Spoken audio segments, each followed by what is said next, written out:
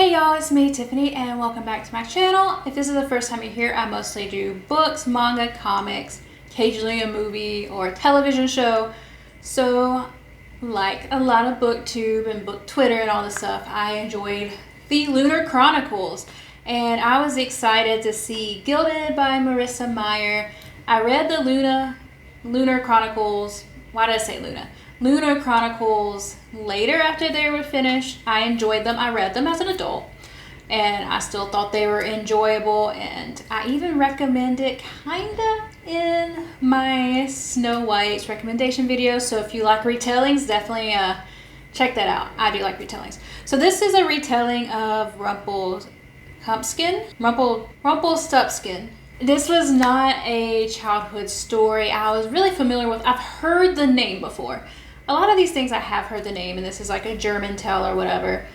But I actually, before I read the book, just because it was Marissa Meyer in my library, had it as audiobook, I decided to check it out. I went on YouTube and just listened to the original story because there's a lot of cute little animated ones. So I listened to like 2 of them so I can get a feel of the story, because, well, I don't think you have to do that. I think with retellings, it just makes a lot more sense, especially if it's going to involve like hay and sewing and stuff. I just feel like I am glad I learned the story before going in, because that probably wouldn't make a lot of sense to me, you know? Like if you had known nothing about Snow White, you wouldn't understand why there's a poison apple out of nowhere. Or a Sleeping Beauty in a thimble and she knocks out. You know, I mean, there's just little things like that. If you do retellings, you don't necessarily have to read the original, but I do think you should look up a summary or something of the major plot points. Anyways, she comes with a twisted tale of Rumpelstiltskin. Why is this so hard for me to say? And there's like the Great Hunt in it, mystery ghosts, and a lot of bargains made after dark. And so this takes place in like a fantasy Germany, which is very interesting to see. Like I know fantasy Europe is kind of common, but most of it seems like it's based around like France and England for the most part.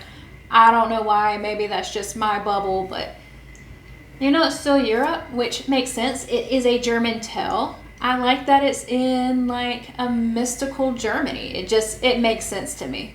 So our main character survives encounter with Erkin. I know I listened to the audiobook, but I do not know how to pronounce these names, and I am trying. But she turns like the thread into gold, which is something that, knowing the original story, definitely makes sense. Like I said, this was not the story I grew up with. I knew like Rapunzel, but I didn't know this. I thought this was going to be a singular book, but it does set up for a sequel. I'm not sure if I like that or not. I am undecided. I am definitely thinking about when the sequel comes out, if I still have interest to pick it up, but I'm not sure if I like this aspect. It was kind of spun like it was going to be solo, but I guess not. But Meyer was not afraid to go dark, and I appreciated that. And it made the story interesting, and it definitely, I think, takes from like Grimm fairy tales. I think the strong point was setting up the world. Everything wasn't explained as entirely, but I wasn't lost, which is great. And it's more show than tell, which is something I actually kind of prefer in books, instead of just me being told everything with info dumps. Like, it's nice to just kind of delve into a world that's not as confusing and get told the things that are necessary. So I know these are teenagers and insta-love's a thing with teenagers, but this romance in this book was so basic, and I felt like the insta-love was a little too insta-lovely. Like, they definitely didn't get the time to know each other, which made it no sense. Like, at least with most insta-love, you know, they're always together and stuff. And I just feel like they spent no time together, and it wasn't Bible. Even if it was infatuation, you should at least spend some time, even if it's a week. But no, they barely spent time together. Maybe not a week. That might be a bad thing. But like, you know, it was literally like, when I'm thinking a week, that's how little time they've spent together.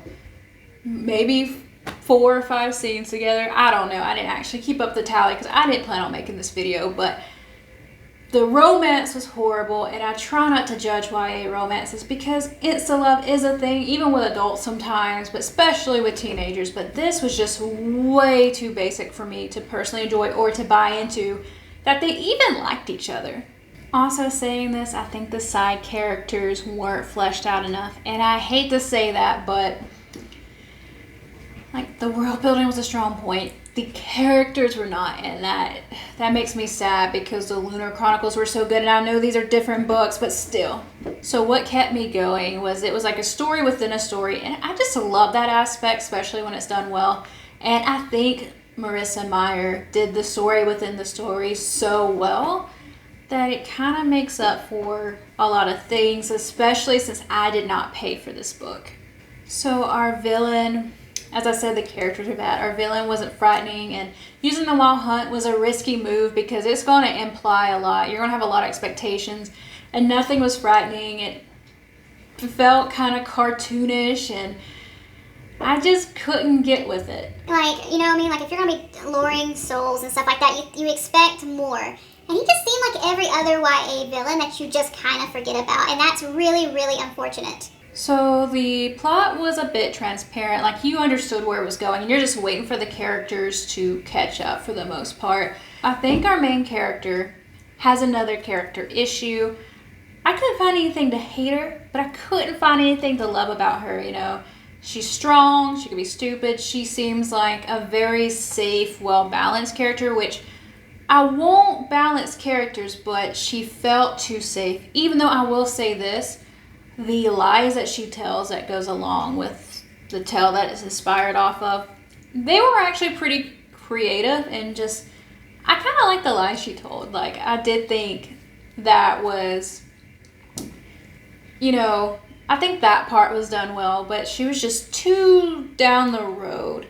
And the ending was messy. Maybe it'll make sense for a sequel, but everything just felt melodramatic and messy and rushed, and some of this book felt a little bloated, if you want me to be perfectly honest with you. But I think I will check out the sequel. In spite of all these cons I'm telling you, I do think the story was rather enjoyable, and it was alright. Like, you know, it was an alright story. It's about what you expect of typical YA. I think it's kind of disappointing because this is a best-selling author who has done this genre very well. Like, she's not changing genres, and that's what makes me sad. But maybe this tale will be hard to write a retelling of, you know. But, you know, if you want to check this out, I don't think it's a bad idea. But if there's a library or a sale, that's the route I would go. The cover's gorgeous, I'll give it that. But outside the world building and the story, everything else just felt so mediocre. Like, that makes me more upset than the book being bad, when it's just like right on the mark of just being okay, like a perfect 3-star book. And I enjoyed it a little bit more at the time, even though I did think about DNFing at some point. So there were some parts that were a tad boring, but I saw it through to the end. I don't think I regret it, but I don't think I'm going to reread this book, but maybe the sequel will make up for it. I don't know when the sequel will come out. Maybe I'll lose interest, or maybe I'll still be into it. I don't know. But guys, let me know if you've read this book, and tell me what you think in the comment section below, and I'll see you later. Bye!